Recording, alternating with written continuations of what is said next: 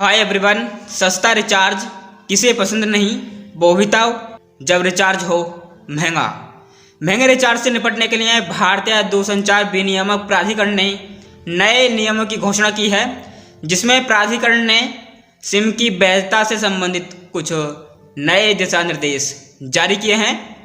भारतीय दूरसंचार विनियामक प्राधिकरण ने सिम कार्ड की वैधता से संबंधित कुछ नए दिशा निर्देशों की घोषणा की है। नए नियम सिम कार्ड की वैधता को बढ़ाते हैं, जिससे उन यूजर को राहत मिलती है जो अक्सर अपने दूसरे सिम को रिचार्ज करना भूल जाते हैं। नियमों का उद्देश्य बार बार रिचार्ज करने की आवश्यकता को कम करना है। पहले के विपरीत बिना रिचार्ज किए सिम कार्ड को सक्रिय रखने की अवधि बढ़ा दी गई है। चलिए अब बात करते हैं हम भारत में सबसे ज़्यादा पॉपुलर जियो सिम की वैलिडिटी की।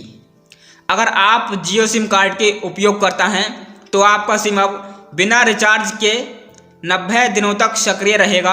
हालांकि इस अवधि के दौरान इनकमिंग कॉल सेवाएं पिछले रिचार्ज प्लान के आधार पर अलग अलग हो सकती हैं। 90 दिनों तक रिचार्ज न करने के बाद आपको रीएक्टिवेशन प्लान चुनना होगा, अन्यथा सिम को स्थायी रूप से डिस्कनेक्ट कर दिया जाएगा और किसी अन्य उपयोगकर्ता को फिर से असाइन कर दिया जाएगा।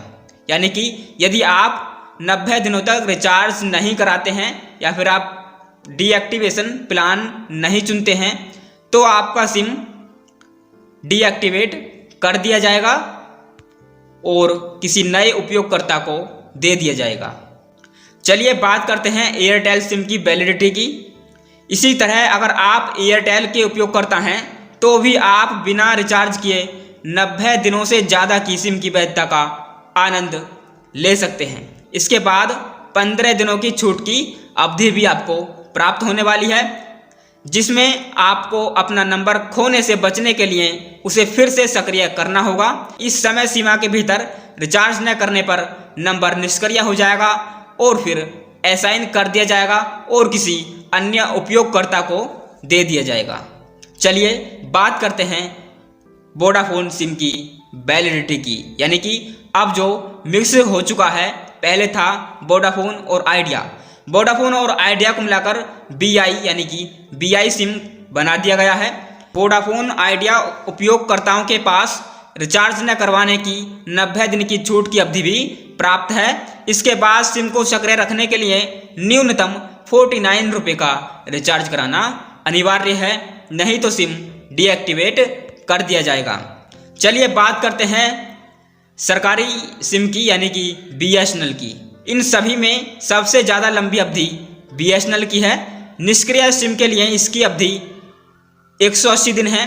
यह बीएसएनएल को उन उपयोगकर्ताओं के लिए एक आकर्षक विकल्प बनाता है जो बार बार रिचार्ज करने से बचते हैं। अगर कोई सिम 90 दिनों से अधिक तक निष्क्रिय रहता है लेकिन उसमें 20 से 30 रुपये का प्रीपेड बैलेंस है तो सक्रियण को 30 दिनों तक बढ़ाने के लिए शेष राशि इसमें से काट ली जाएगी। यानी कि किसी व्यक्ति का बीएसएनएल का सिम है और उसमें कुछ प्रीपेड बैलेंस पड़ा हुआ है तो सिम की अवधि बढ़ाने के लिए उसमें से 30 रुपये काट लिए जाएंगे। पर्याप्त बैलेंस के बिना सिम को निष्क्रिय कर दिया जाएगा और नए उपयोगकर्ताओं के लिए उपलब्ध कराया जाएगा और आपका असाइन कर दिया जाएगा। दोस्तों, यह थी भारतीय दूरसंचार प्राधिकरण की तरफ से एक बहुत बड़ी खबर, जिसमें भारतीय विनियामक प्राधिकरण ने कुछ नए दिशा निर्देश जारी किए हैं जिनको मानना कंपनियों के लिए बाध्यकारी होता है। दोस्तों, इस वीडियो में इतना ही। मिलते हैं नेक्स्ट वीडियो में, तब तक के लिए जय हिंद।